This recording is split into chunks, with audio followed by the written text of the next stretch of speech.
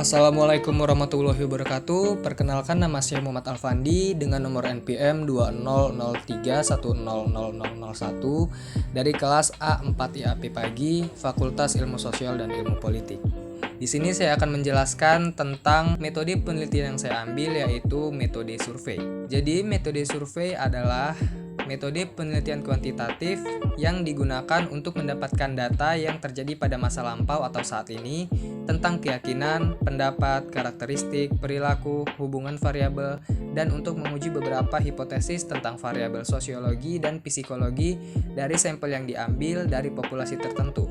Teknik pengumpulan data dengan pengamatan atau wawancara atau juga kuesioner dan hasil penelitian cenderung untuk digeneralisasikan. Penelitian survei bisa bersifat deskriptif, komparatif, asosiatif, dan hubungan struktural yang dianalisis dengan PET analisis atau analisis jalur dan struktur equation model atau model persamaan struktural. Alasan mengapa saya menggunakan metode survei ini yaitu untuk kelengkapan data, dan juga saya memilih metode survei ini karena untuk mengetahui berapa pengaruh daya tarik iklan dan citra merek terhadap keputusan konsumen. Kemudian saya juga akan menjelaskan mengenai jenis-jenis penelitian survei. Penelitian survei atau metode survei terbagi menjadi 7 jenis. Yang pertama ada metode eksploratif atau juga yang biasa kita sebut dengan metode evaluasi. Artinya, survei itu dilakukan untuk mencari informasi awal yang masih kabur atau belum jelas. Kemudian yang kedua ada metode deskriptif, yaitu metode yang digunakan untuk mengukur beberapa fenomena sosial yang kemudian dijelaskan secara deskriptif atau naratif. Misalnya, investigasi terhadap penyebaran pesan yang menyesatkan di media sosial. Kemudian yang ketiga ada metode explanatory. Metode ini hampir sama dengan metode deskriptif.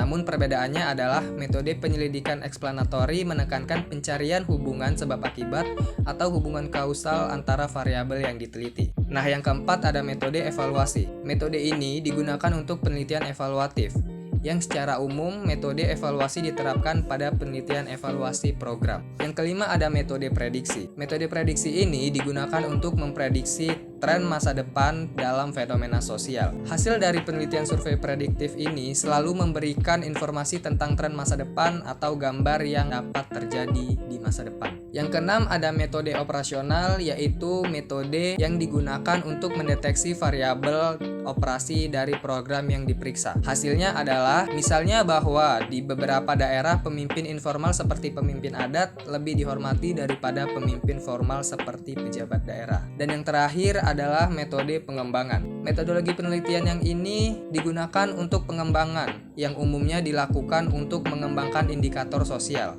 Contohnya yaitu melakukan investigasi menggunakan metode survei. Ini adalah studi oleh Badan Pusat Statistik atau BPS. Selanjutnya saya akan menjelaskan tentang pelaksanaan penelitian metode survei ini.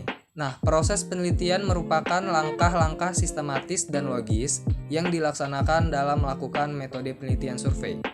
Langkah-langkah penelitiannya yaitu dimulai dengan penelitian kuantitatif survei yang berangkat dari permasalahan yang terdiri atas latar belakang masalah, identifikasi masalah, dan rumusan masalah.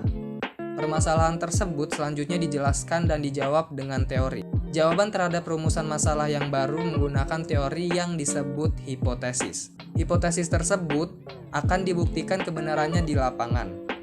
Dan oleh karena itu, peneliti menentukan populasi tertentu. Bila populasi besar, maka peneliti menggunakan sampel sebagai sumber data penelitian.